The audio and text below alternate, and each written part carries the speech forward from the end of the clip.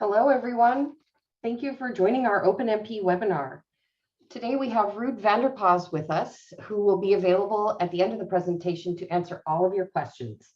But first, we'll begin with his pre-recorded presentation that should take approximately 40 minutes. If you have questions during the presentation, please ask them using the Q&A feature located on your Zoom toolbar at the bottom of your screen. You'll be able to see questions from other attendees, so please upvote or like the questions that interest you. This will help us determine which questions to address live at the end of the session.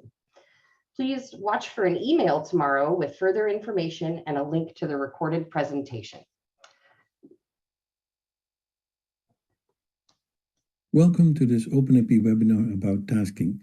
In this talk, I hope to help you better understand how tasking works and how it may be applicable to your specific situation.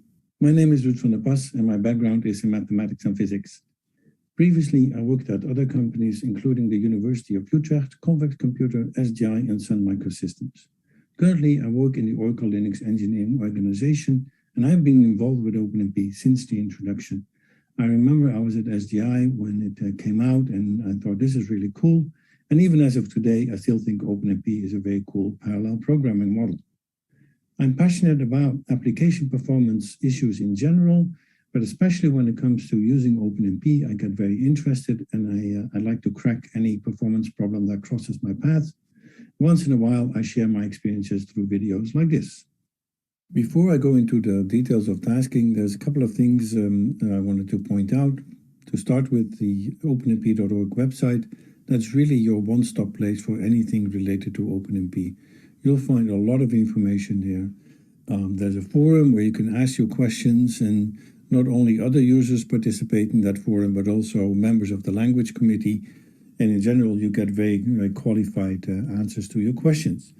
You can also find the specifications there, not only the current one, but also the earlier releases of the specifications. There's additional material, links to articles, books, upcoming events, past events are listed there. You have recordings, PDF files. It's really a great website to bookmark and visit quite often. In case you're interested in the 5.1 specifications, which are currently the most recent ones, you can, of course, download a PDF file and use it.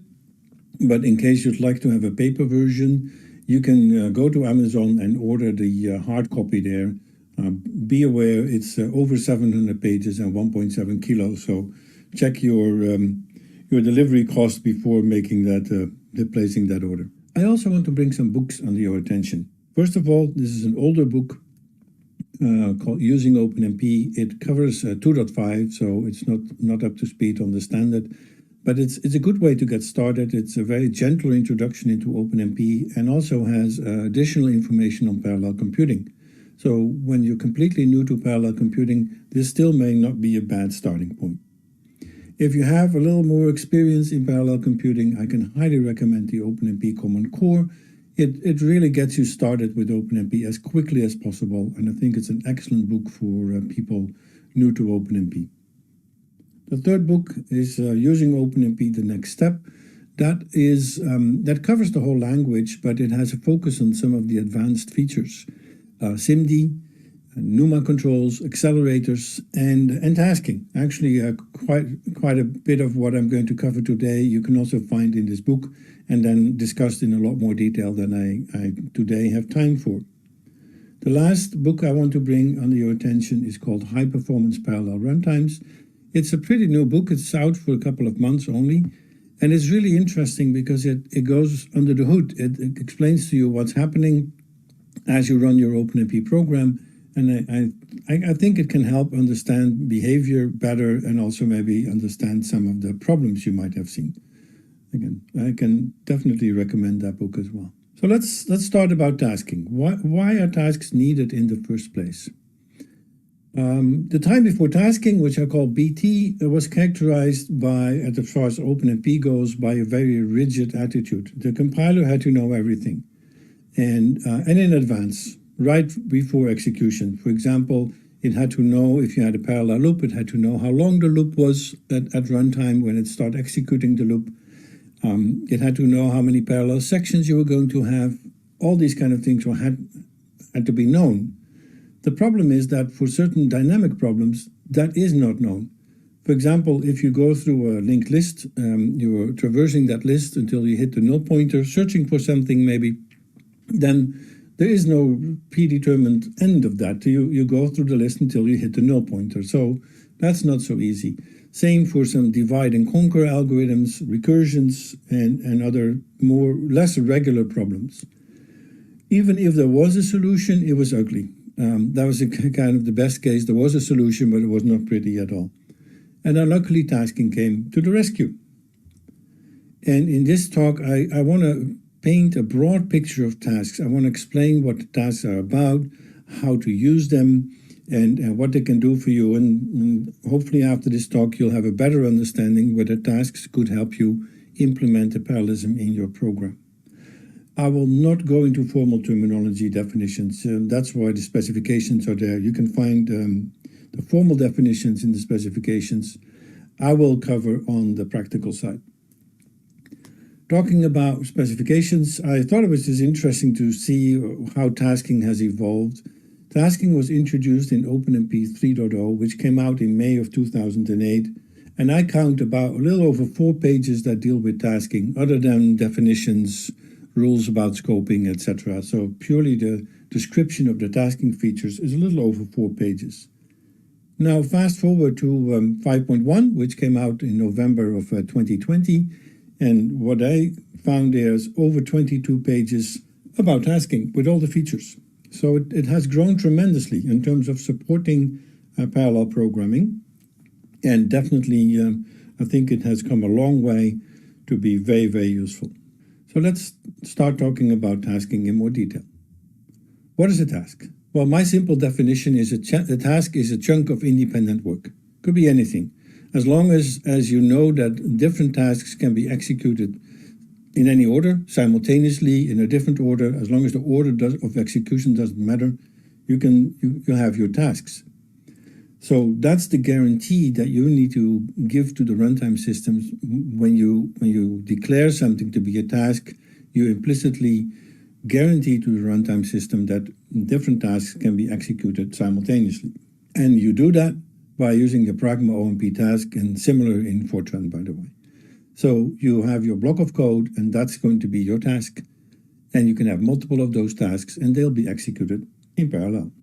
The key thing with tasks, and that's where things start to be different compared to what you may be used to, is that the runtime system is in charge of pretty much almost everything.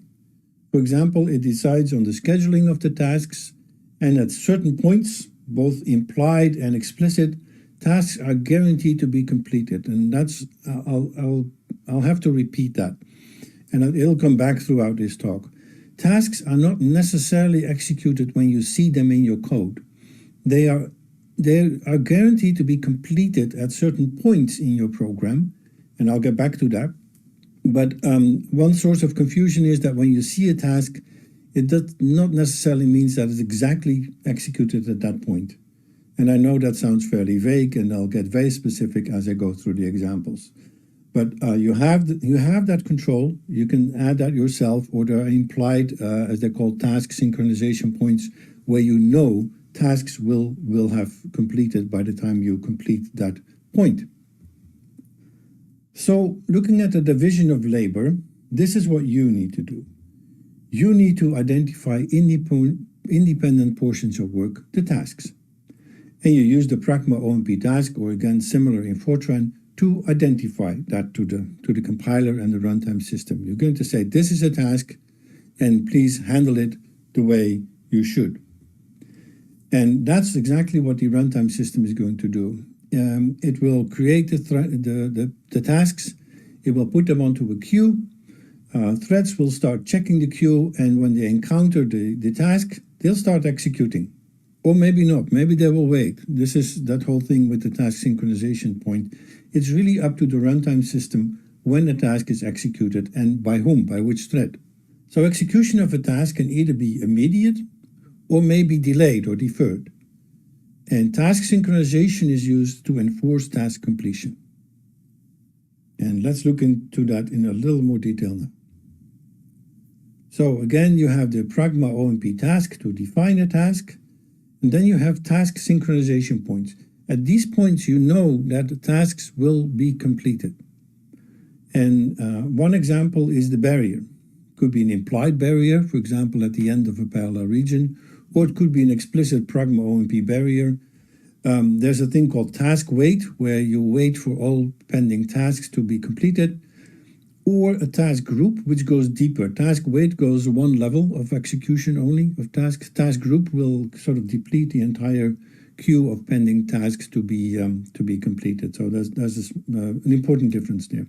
These are called task synchronization points, and again, this is where you know that your tasks will be completed. There's a thing that I wanted to mention fairly early on. That's the common execution model with tasks.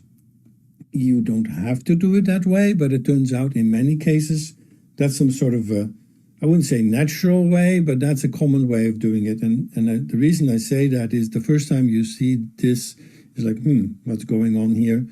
The second time you probably are confused as well. And maybe by the third or the fourth time you start kind of accepting it, and eventually you don't even notice it anymore. So what do I mean with that? Well, a very common model is that one thread will generate the tasks. They will go into a pool. So you start adding tasks, and other threads will start executing those tasks. And over time, more tasks are added to the pool, and threads keep on executing them until the pool is empty. So what it boils down to, and you'll see examples of that very, very shortly, is that in a program using tasking, there's often a single region inside a parallel region that will actually generate a task, because you want to have that done by one thread. Again, it's not necessary to do it that way, but turns out in many cases that's the way things are done. So let's look at an example.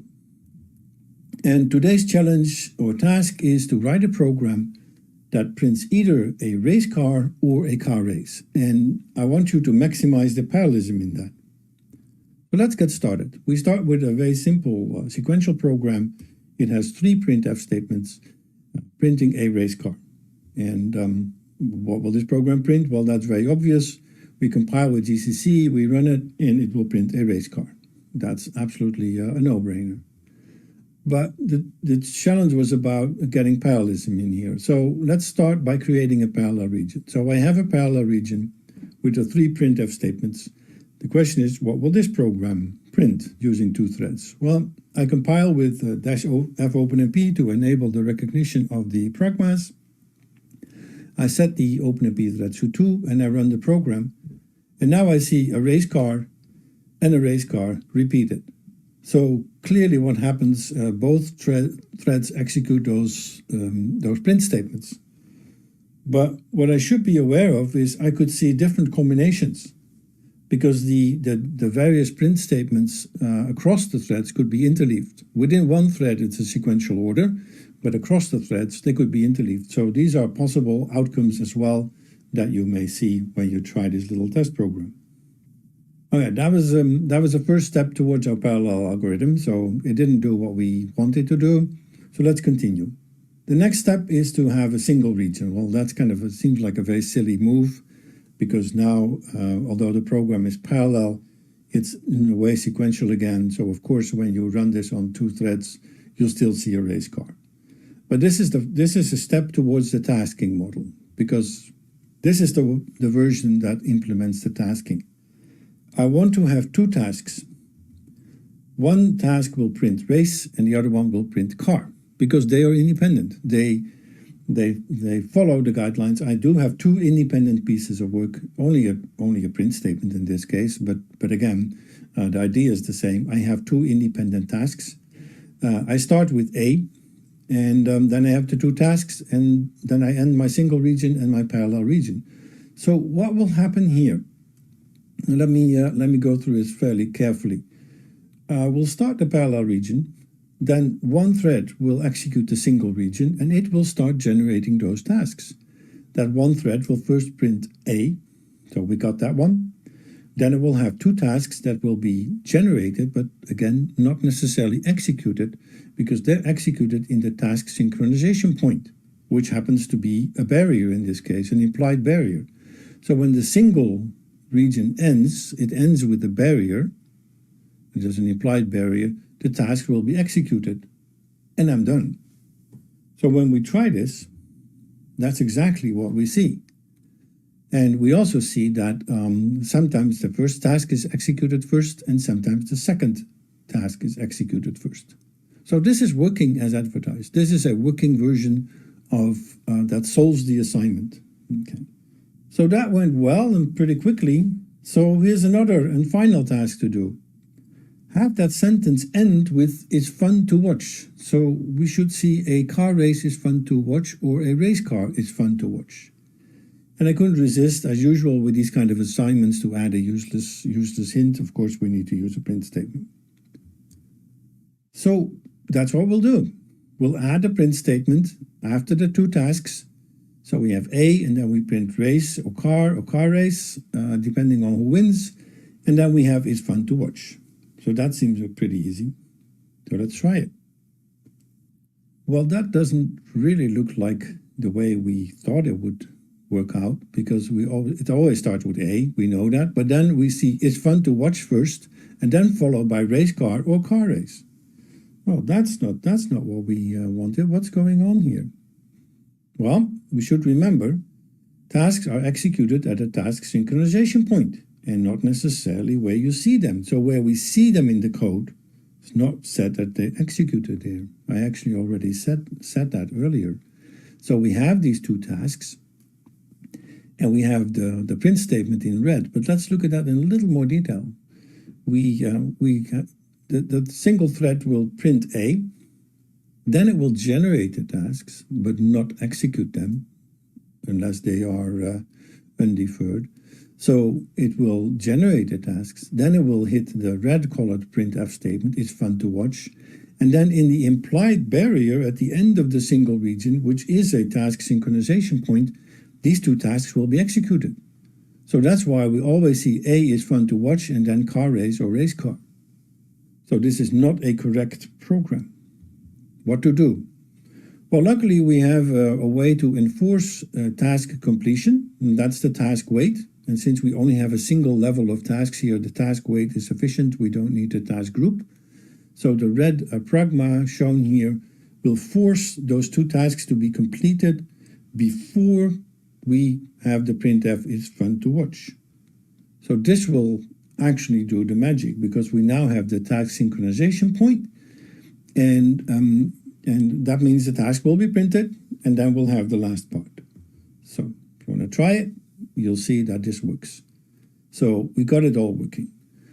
So what this example was trying to show is that, that tasks are not necessarily executed when you see them in your code. Like in this case, there's ways to enforce task completion in case you need that, like we had in our case. So fairly simple constructs, but quite powerful. I now want to cover 3 different examples. For lack of a better word, I call them algorithm examples. They're like sort of complete algorithms. They're not like one-liners, and they represent certain classes of problems. First of all, the question when to use tasks. I often get that question asked. Well, sort of the not so friendly answer is if you need them, but that's actually the truth. Don't go overboard and use tasking everywhere. If you have something that works fine, use it. Keep it. Tasks do not replace everything. But as I've said in the beginning, when you have a more dynamic kind of algorithm, that's when tasks can start to shine. For example, if you don't know how much work will be done, like searching through a linked list, or you have an unbalanced workload, so you don't know who will do things. In general, those are the cases where you start thinking about tasking. And I came up with 3 sort of template scenarios. The first one tries to represent irregular problems, although it's only a small representation of that. And the example I picked was scanning a linked list. So you're going through a linked list and you don't know when the list will end. The second example is showing dependencies, where I have activities that depend on each other. And in this case, I'm going to use that to overlap I/O in computation. There's also the recursive kind of algorithms, the divide and conquer. And for that, I picked a sorting algorithm. And I'm now going to discuss all three of them. So scanning a linked list. Here's the sequential program, very straightforward. I initialize at line 1, I initialize the pointer. Then I have a while loop that will go through the linked list until I hit the null pointer. And unless I hit the null pointer, I do some independent work. So what I want to kind of signify by that is that when I have an item of the linked list, I can do some work and it does not depend on other entries in the linked list. It can go off by itself. There's a way to parallelize this, but it's fairly ugly and cumbersome.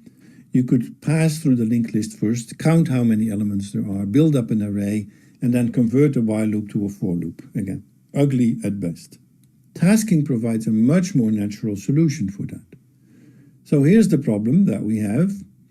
We need to scan through the linked list, and that's a serial process. I still need to know where the next pointer is. I cannot predict that in advance. So I still have a sequential part, but once I have a chunk of work, I can put them onto a task queue and have that executed in parallel with the other chunks of work. Okay, so that's the whole idea.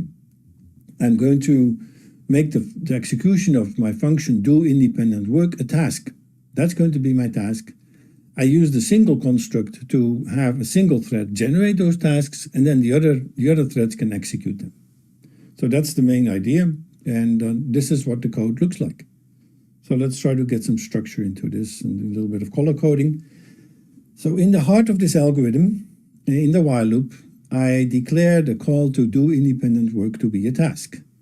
And that's exactly what it is.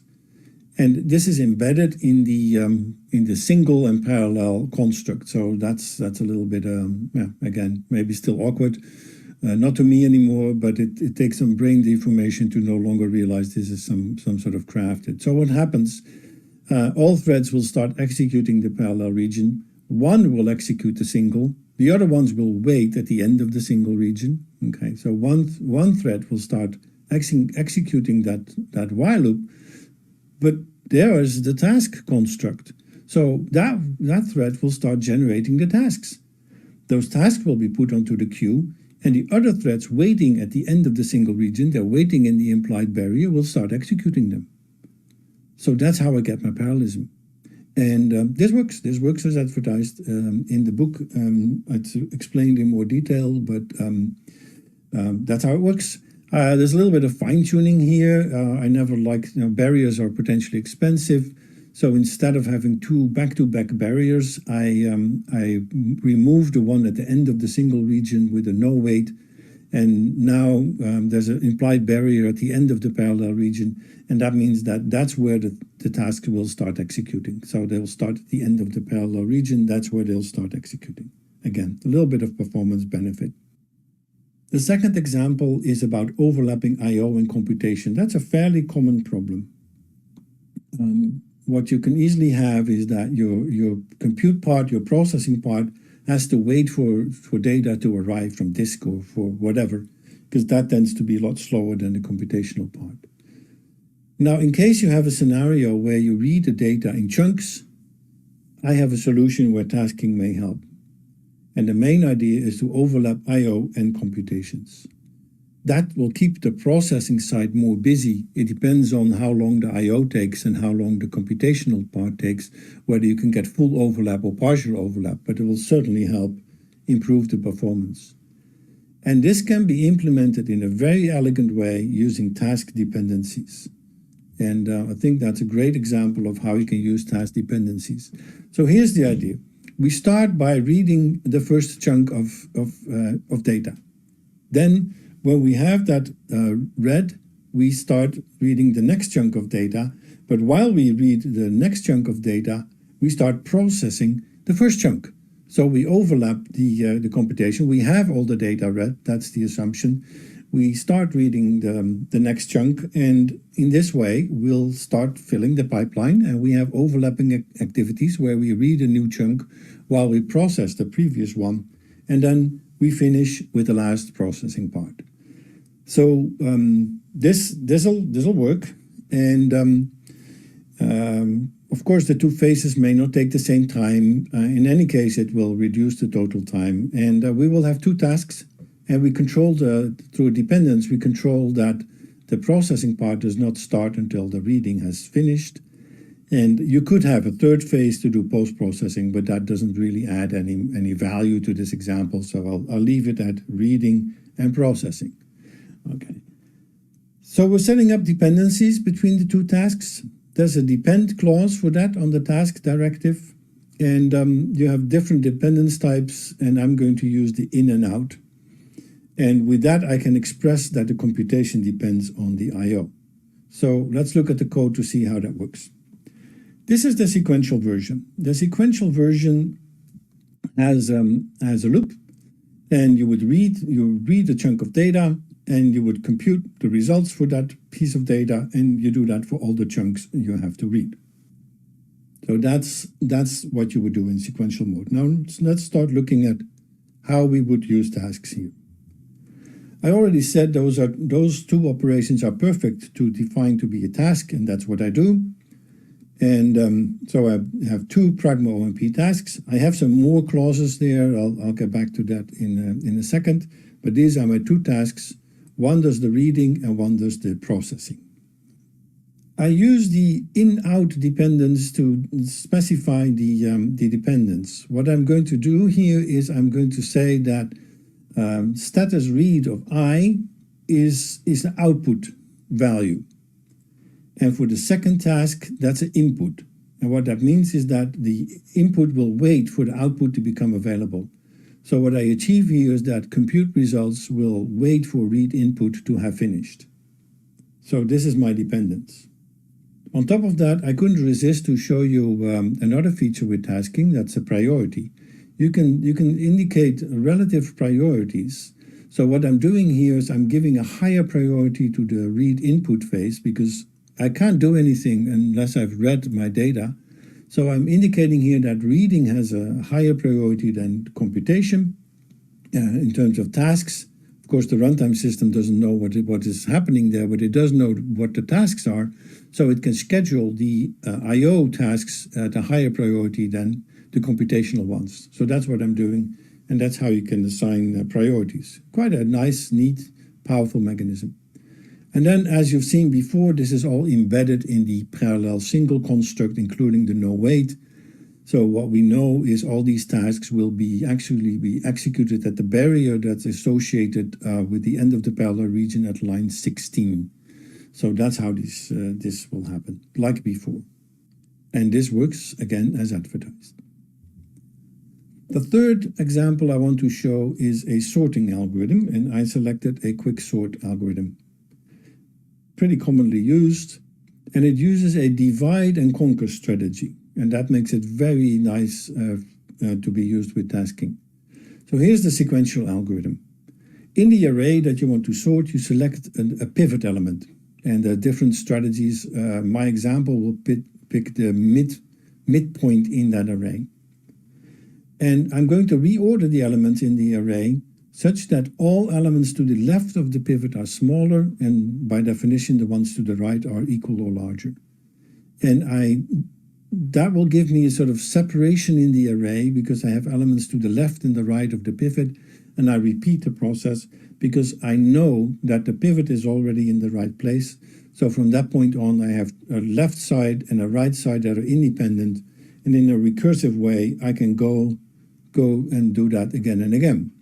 So let me show you a very simple example. Here I have an array consisting of 5 elements with the values 8, 5, 7, 3, 9. And the first thing to do is to select the pivot, and that's element A2, so that's the value of 7. For practical reasons, it's convenient to move that one out of the way, and I'll swap it with the last element. So that's at that point my array. I've swapped the pivot. All right. Now I'm going to scan the array, and any value less than the pivot will be shuffled to the beginning. So what I see here is that I see the element 5, so that will be swapped with 8. Okay. Then I'll see 3. 3 is less than 7, and that will be swapped with 8 again. So that's how the algorithm proceeds. Then I continue to scan the vector, but there's nothing else that is smaller than 7, so I'm done. And when I'm done, I've completed the scan of the array. I'll put the pivot back into the place, and voila, I have separated the array into 2 pieces. And I can repeat the process for the left section and the right section. And hopefully by now it's clear that those kind of cases are really very, very suitable to implement with tasks. So in the main program, in the sequential code, I just have a call to Quicksort. And within Quicksort, I have, if the lower value is less than the higher value, I will partition the array. So I'll do that split. I'll select the pivot element, and then I'll do the sort to the left and the right of the pivot element. And that's recursive because I'm calling myself. And in that way, I'll have, at the end, I have the solution. So how would you do that with tasks? Well, obviously, in the quicksort function, we'll have tasks. So in the main program, in the driver, I have the parallel single construct. And to make the difference clear, I call something called OMP quicksort instead of the regular quicksort. Okay. And what I do here is I have the same kind of code, but I've defined 2 tasks. You see 2 tasks. One is at line 6 and 7, and the other one is at 8 and 9. And those implement the left and the right task that I was showing in the diagram. So they go to the left and the right of the pivot. I do have a task wait to make sure that everything has been shuffled in the right way before I continue with the next one, so they don't have anything lingering. So that's essentially the algorithm. Actually, this works as advertised. But there's something else, and that's why another reason why I picked this case. This is a good example of an algorithm that requires some tuning. First of all, I didn't mention anything at all about this yet, but tasks are not for free. You have the whole infrastructure of creating the task. You have to put them on a queue. You have to decide who's going to take work from the queue. There's overhead associated with it. So they're not for free, and each task will carry some overhead. So if the array section gets too small, maybe I should stop using my tasks and just execute the sequential version. So that's a fine-tuning you can do, and actually it's quite an important one to do to make this algorithm perform well. It's not so elegant, but it's efficient. And in general, when you have algorithms that use tasks, you have to be prepared to do some tuning. Tasks are very dynamic, and there are some things to keep in mind. For example, how many tasks do you have? If you have 16 threads, do you want to have 12 million tasks? Probably not. So at some point, you want to tell the system to stop creating additional tasks. Do you want small tasks, the data environment, to be merged so you don't have all that overhead? Do you want to have a task executed immediately, maybe, so it doesn't hold up anything else? Or is it okay to wait? That's another choice. How about the priorities that I mentioned already? And do you really want to have the same thread execute a task that was descheduled? Or is it okay if another thread picks up? Those are called tied and untied tasks. So there's a lot of choices to be made. And OpenMP provide the controls for you to experiment with that. So there's a final clause, and if the expression there is true, you stop generating more tasks. So that's a great way to tell the system, stop generating more tasks. You can tell the system it's okay to merge the data environment. You can tell the task is untied, so it's okay if another thread takes over. There's an if clause, and if that expression is false, you generate what's called an undeferred task, and the simple way to say it is that that's executed immediately. You don't want to have it delayed and execute it, if possible at all, right away. And then the priority that I already talked about. So you got several parameters to play with. And that's what I want to show now to finish this case study with. I have to stress these are very early findings. I wanted to show something specific for this talk when preparing this talk, but it's far from finished. I would say this is the starting point of the work. But I still wanted to share it with you. So I ran some experiments. And again, I have to stress this is very early work and far from complete. But I'd like to show you like how you tune a little bit these kind of algorithms. Again, you have the if clause, the final clause, switch point for the sequential version. Another thing to experiment with is what do you do with idle threads? How about NUMA? Didn't talk about NUMA at all. A whole bunch of things to experiment with. So what I used a very simple 8-core virtual machine with 16 hardware threads.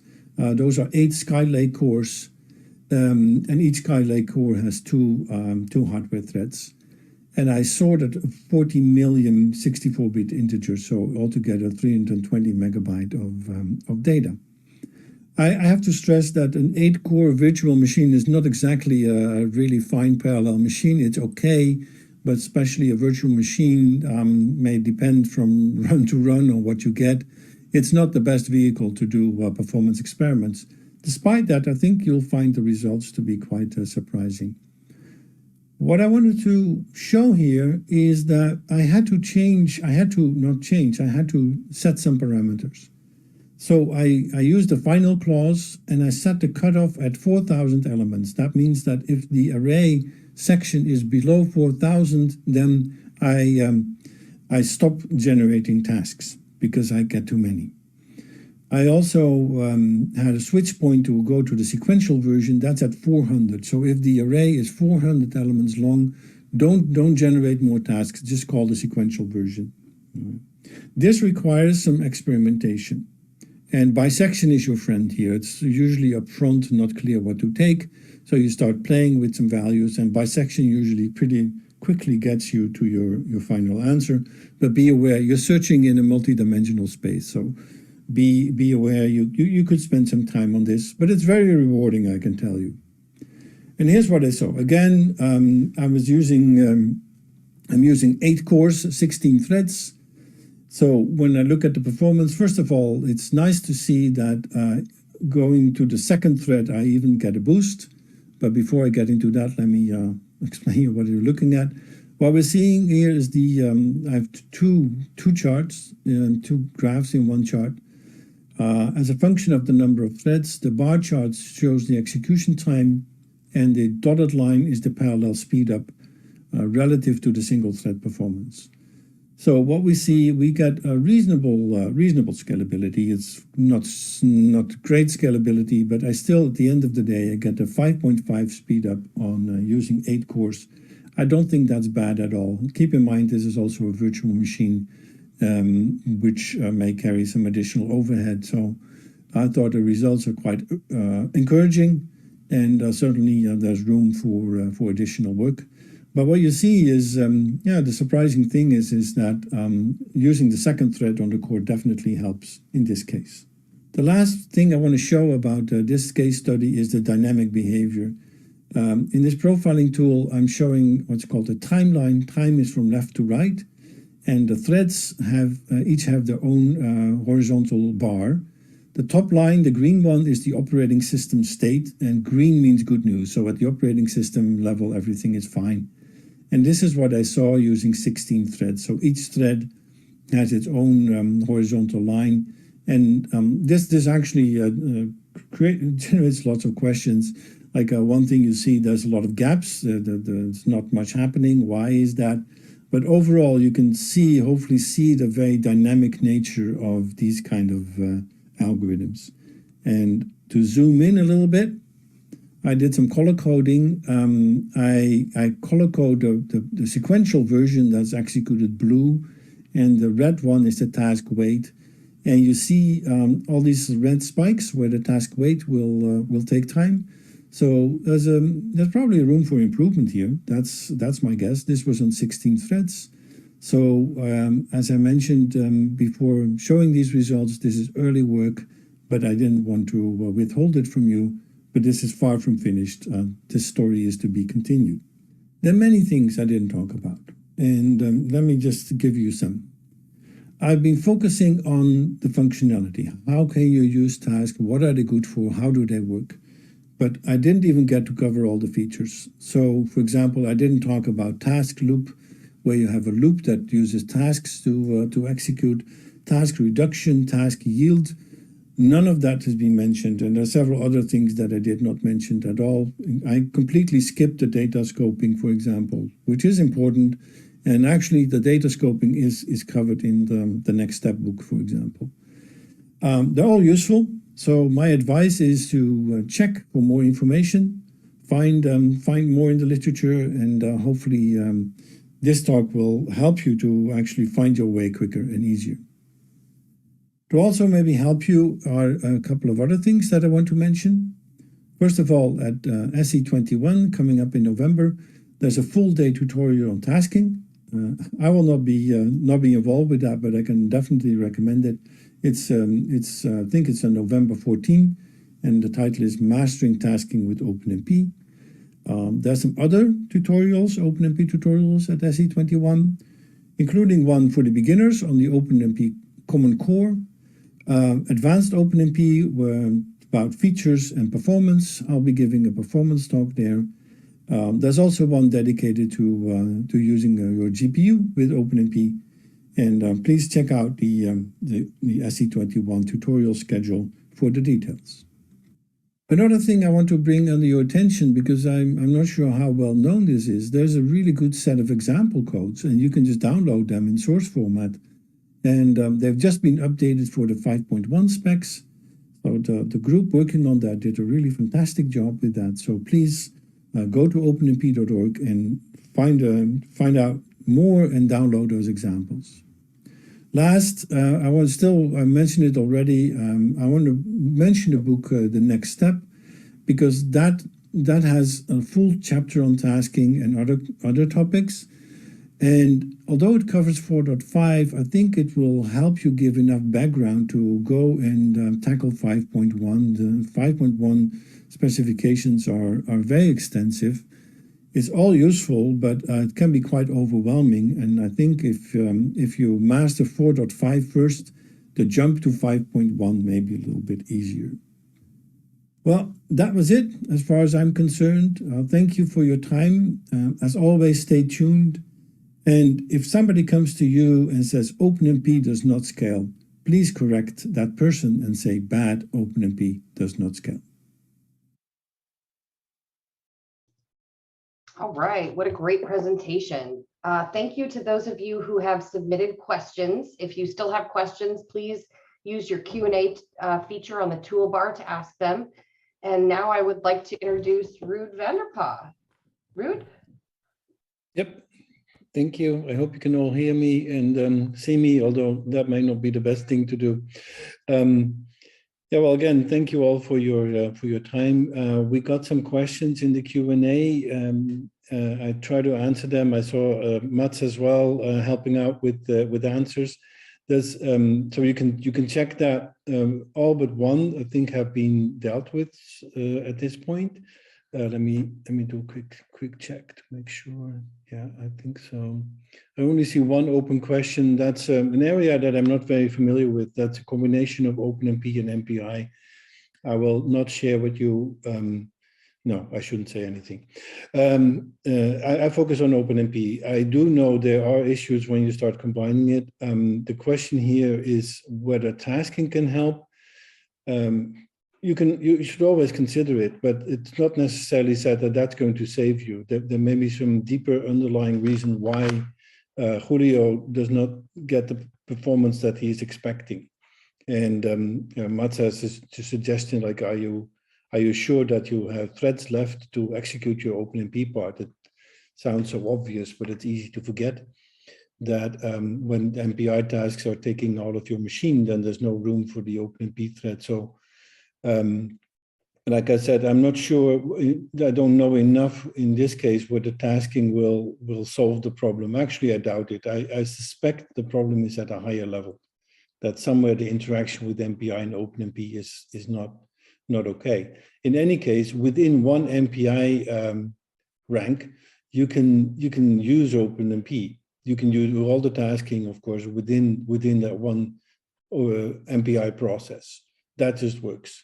So that could help, but that would speed up the part within the process. When you talk about sort of cross-correlation across the processes, again, that could be another reason. So I'm sorry, I can't say much more than that. One question I got from Sami Saarinen, was thread binding an issue in your runs? And that's for the sorting algorithm. Yes, I had to do some tweaking. This is what I call, you're in the crystal ball area. You can probably figure it all out on paper. May take you 3 years to do so, but I just did some experiments, and what I found in this case, but again, it's very early work and it is a virtual machine. So I do a lot of hand waving here. But what I found was that I didn't do any binding. Binding and tasking is tricky. You may want to use placement controls to kind of have the tasks sort of separated out. But binding is very rigid because you're going to tell the runtime system where you want things to execute. And I'm not so sure that that's a good combination with tasking. So I didn't use that in any case, but I did set idle threads to passive because they clearly were sort of frustrating each other by keeping them active. And so that's what I set. I set the OpenMP environment variable for that to passive. Another question that I got was, that was from Julio, can I execute 2 tasks at the same time? That was one of the first questions. Yes, I hope that's clear now from the example. You can completely do that. Like in my I/O overlap example, you have I/O and computation going off at the same time. And yes, you can. Mats Brorson is asking about what does merging the data environment mean? That's everything associated with the task. As I said, tasking has overhead. You need to create state for the task because it's like a process in a way. So you need to create state around it. There's a queuing system behind it. There are different queuing strategies. So that's why the cost of tasking is not trivial. I mean, there is definitely a price to pay. So at some point you want to stop doing that. There's just not enough work to justify that cost, and that's what mergeable does. The question, another question from Mats, what profiling tool have you used? And that's an interesting question. What I've used for these diagrams is the old Studio Performance Analyzer. That works on Linux. I've been using Linux. That works on Linux, but you can still use it. You can download it and use it for free. There's no charge for that. That's from the old Oracle Studio days. What we are working on, what I'm involved with, is an open source version of that. And we are in the review process, so it's a little bit early, but it's going to be available. And again, it's going to be on, let's say, in a GitHub way, so you'll get full access to the source. We don't have the GUI ready yet. We do have the command line version is sort of ready. So it's a little bit too early, but help is on the way. If you're interested in this tool, then maybe at some point I can do a short session on it. If there's interest in it, we can do a talk on it, and we can certainly make that available to people. But again, free of charge and open source. So I hope people will appreciate that and find it useful. And I think that was I think that was the list as far as I can see. Oh, Q&A, I see a new one is open. Let me see. Okay. I see there's some follow-on people much more knowledgeable, like Ben Daman on MPI and Mats that pitch in. Like I said, I'm really not the person to have any sort of qualifications to answer that. And Nitin is happy to hear about the profiling tools. Yes, I wish it was completely finished, but not yet. Just be patient, a couple of months, and we should have it ready. Great. Okay, well, thank you so much for your time today, Ruud, and thank you all for attending. Just a reminder, we will have a recording of this presentation as well as the slides available on the OpenMP website. You'll get a direct link tomorrow morning in a follow-up email from Zoom, so watch for that. And we'd also love to hear from you. If you have other topics you'd like to hear about from OpenMP for future webinars, please let us know.